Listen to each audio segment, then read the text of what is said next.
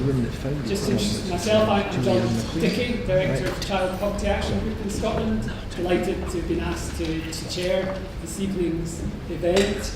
And to kick off really by just on behalf of Parenting in Scotland, Parenting across Scotland, welcoming everybody to the seminar, to the event. Thank you for coming. I realise with such lovely weather out there, it's a bit of a struggle to come indoors, so it's fantastic to see such a full turnout today. Just before I get on with anything else, a few bits of housekeeping. There are no fire alarms planned, so if the fire alarm goes off, we have to make our way down the stairs and out the building. And to the dome, which is just along the way, same side of the way. To the dome, but not to go inside. Just stand outside. We're filming the event, as people can see, so if anybody has any concerns about being filmed or doesn't want to be filmed, if you could just let the organisers and the cameramen know that. Final thing, if you haven't found the toilets yet, just through the grey doors here, and toilets are there. So we've got a couple of hours before we break into the more informal reception part of the event.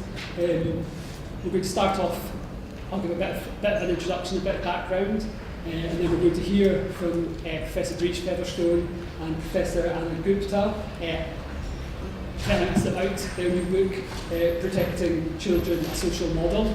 We're then going to have a chance for a bit of question and answer direct just with them, before then hearing from Sally and Kelly, who many of you know, to give a kind of response within the Scottish context and what the book raises, what it says, and what it means in a Scottish context.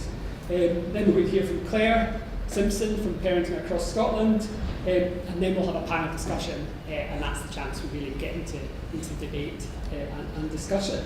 And then we'll be finished by 6:30, and there'll be a reception for more sort of social and informal discussion. Hope that all makes sense and everybody knows what's happening. If I can just kick off then, as I said, I'm John Dickie, I'm Director of Child Poverty Action Group in Scotland. For those of you who don't know me, CPAG is what it sounds like it says. We're a campaigning organisation working for an end to child poverty as part of CPAG UK, working to end child poverty in Scotland and across the UK. We do that by raising awareness of child poverty and the impact it has on children and families. But we've also developed a particular expertise in the social security system and work with many of the organisations that many of you work for to support you, ensure that families you're working with get the financial support that they're entitled to under the current system. I think it is just worth reminding ourselves before we get into the discussion and the meat of the book we're discussing today, just a bit about the scale of child poverty in Scotland today. We currently have a situation where nearly 1 in 4 of our children are officially recognised as growing up in poverty. 240,000 children across Scotland living in families that don't have adequate incomes, adequate resources to give their children the best start in life. We also know, as data published by End Child Poverty Coalition, that again some of you are members of yesterday, that poverty exists in communities right across Scotland. Not only do we have that extraordinary scale of poverty in Scotland already, all the indicators are, all the forecasts are, that these levels of poverty are going to increase. So whether it's the Institute for Fiscal Studies, the IPPR, Resolution Foundation, Scottish Government analysis itself, all showing trajectories for child poverty increasing markedly over the next few years to over 1 in 3 in the next few years, up to nearly 40% of children living in poverty within a decade, unless something substantive happens to change that trajectory. And we also know, and all of you know, particularly those of you working directly with children and families, that these aren't just statistics. These are children too often going hungry, missing out on school activities, missing out on the opportunities that their better off peers take for granted. What's more, these are parents who are going without themselves, going hungry without themselves, missing meals themselves, going without in order to protect their children from the poverty they face. There's no question that the vast majority of parents go to extraordinary lengths to protect their children from that poverty. But despite their best efforts, there's no question that poverty also reduces families' resilience, undermines their capacity, and makes life even more difficult when they're facing many other challenges. Despite this grim backdrop and the kind of the scale of child poverty we're facing, I think we are at a moment of opportunity, particularly here in Scotland. We have a government and parliament that has set statutory targets towards the eradication of child poverty by 2030.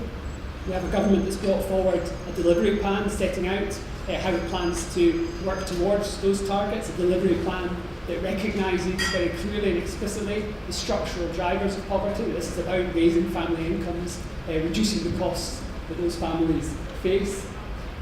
We also have a new statutory duty on local authorities and health boards to be producing local child poverty action reports that should be bringing together local policies, local practices, local services, including children's services, including child protection, together to be setting out the actions that are being taken locally towards meeting those national child poverty targets.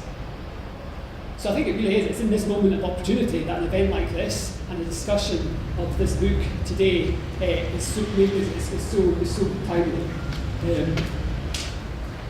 This is a book that describes how child protection needs to be understood in that wider context. There's no question that as the state rolls back its wider support for families, removes the services and social security that protects children in its widest sense, it's absolutely vital that child protection and children's services policy and practice is underpinned and informed by a real understanding of poverty and its impact on children and families. I don't want to preempt anymore what Paige and Anna are going to say, because we have the authors of the book here with us today, and I'm delighted that they've travelled up to join us. So without further ado, I think Anna's going to speak first, and then pass over to you.